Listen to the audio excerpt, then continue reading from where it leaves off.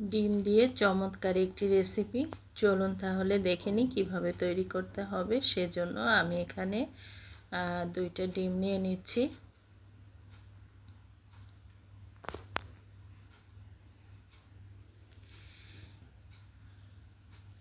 ডিমগুলো কিন্তু মাশাআল্লাহ অনেক বড় সাইজের, তো এখান থেকে আমি 2টা ডিম নিয়ে নিচ্ছি।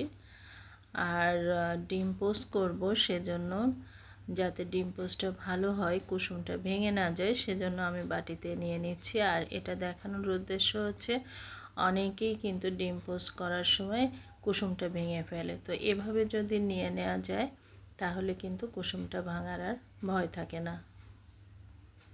তো নতুন যারা ডিম পোস্ট করছেন তারা এভাবে বাটিতে নিয়ে নিতে পারেন, দেখবেন যে কুসুমটা ভেঙে যাবে না।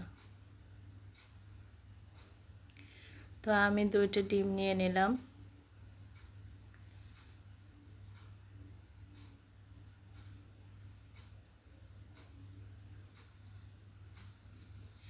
এবার আমি তেল গরম করে নিচ্ছি, নিয়ে ডিমটা দিয়ে দিচ্ছি।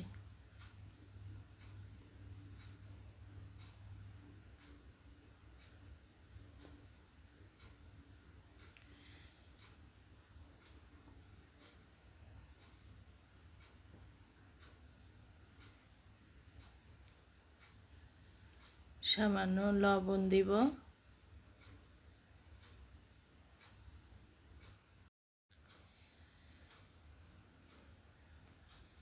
কিছুক্ষণ পর আমি উল্টিয়ে দেব। এরপর একটু লাল হলে উঠিয়ে নেব। যে ঘুরিয়ে ঘুরিয়ে দিলাম। এপিট ওপিট ভালো করে একটু লাল করে ভেজে উঠিয়ে নিচ্ছি। ঠিক একইভাবে আমি আর একটা ডিমও পোস্ট করে নিচ্ছি। তো দেখছেন তো, বাটিতে ভেঙে নেওয়ার কারণে খুব সহজেই কিন্তু তেলের ভিতরে ছাড়া যায়। আর আপনি যদি খোসা সহ ভেঙে দিতে যান তাহলে অনেক সময় কিন্তু কুসুমটা ভেঙে যায়, তো সেক্ষেত্রে এভাবে দিতে পারেন।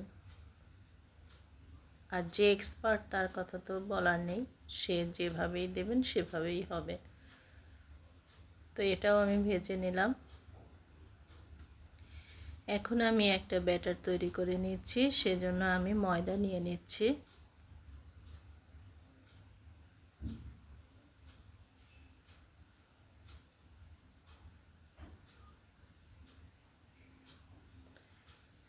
আমি 3 চামচ ময়দা নিয়েছিলাম, এই গোল চামচটা দিয়ে দিচ্ছি লবণ।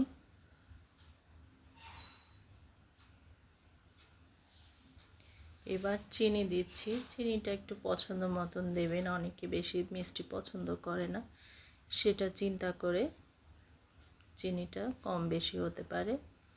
এখন আমি পানি দিয়ে আস্তে আস্তে ব্যাটারটাকে রেডি করে নেব। তো পানিটা একবারে দিব না, অল্প অল্প করে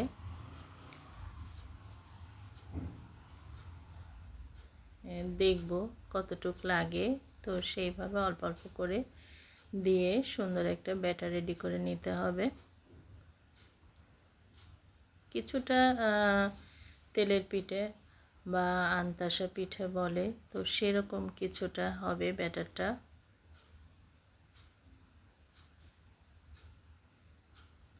এই যে দেখুন, কারণ আমি যে ডিমটা পোস্ট করেছি ওটা এই ব্যাটারেই ডুবিয়ে তারপরে তেলে ভেজে নেব। তো এই যে এখন আমি একটা ডিম পোস্ট নিয়ে নিচ্ছি ব্যাটারের ভিতরে। এবার ভালো করে এপিট ওপিট মাখিয়ে তেলে ছেড়ে দেব। আমরা যেরকম আলুর চপ তৈরি করি, বেগুনি করি, ঠিক সেরকমভাবে। এবং এটা কিন্তু খুব বেশি লাল করব না, একটু পরেই উল্টিয়ে দিয়ে তারপরে সাদা থাকা অবস্থায় উঠিয়ে নেব, মানে ভেজে লাল করব না, কারণ এটা আমি আবার ব্যাটারের ভিতরে দেব। এই দেখুন, আবার ঠিক একইভাবে আমি ভেজে নেব। এভাবে আপনি কয়েকবার দিতে দিতে দেখবেন যে এটা মোটা হয়ে যায়। তা আমি দুবারই দিয়েছি, আর বেশি দিলাম না। কারণ এতেই অনেকখানি বড় হয়ে গেছে। এটা আরও একবার দেয়া যাবে, তো আমি প্রয়োজন মনে করে নিই।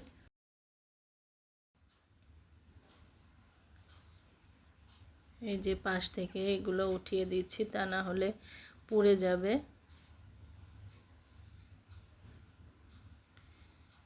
এই যে দেখুন আমি উল্টিয়ে দিলাম। এবার এটাকে লাল করে ভেজে নেব, কিন্তু প্রথমবারই লাল করব না।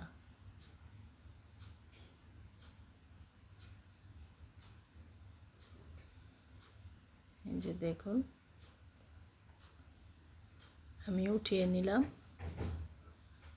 আর একটা ডিমও আমি ঠিক একইভাবে ভেজে নেব। প্রথমে একবার ব্যাটারের ভিতরে দিয়ে অল্প ভেজে আবার ব্যাটারে দিয়ে তারপর লাল করে ভেজে নেব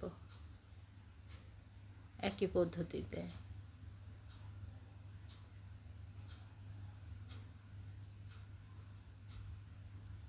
তো আপনারা কিন্তু এই রেসিপিটি তৈরি করে দেখতে পারেন, বাচ্চারা খুবই ভালো খাবে। আর ডিম খেতে যে বাচ্চারা চায় না তাদেরকে এভাবে খাওয়াতে পারেন, ওরা আগ্রহ দেখাবে। কারণ কি, বাচ্চারা অনেক সময় দেখতে পছন্দ করে, দেখতে সুন্দর লাগলে ওরা সেই জিনিসটার প্রতি আগ্রহ দেখায়। তো আপনি এভাবে তৈরি করলে আমি আশা করি বাচ্চারা খুব ভালোই খাবে, আর বড়দেরও কিন্তু অনেকের ভালো লাগে। তো ট্রাই করতে পারেন। খুব ঝামেলাও নেই, আবার সন্ধ্যায় নাস্তার জন্য ভালো একটা আইটেম। আমি কেটে নিচ্ছি, কারণ এত বড় একটা একজনে খেতে পারবে না। তো সেজন্য এভাবে যদি দুইটাও তৈরি করেন, 4 টুকরো কিন্তু তৈরি করা যায়। আর চায়ের সাথে খেতে খুবই ভালো হবে। তো আশা করছি সবাই রেসিপিটি তৈরি করবেন। ভালো থাকবেন সবাই। আল্লাহ হাফেজ।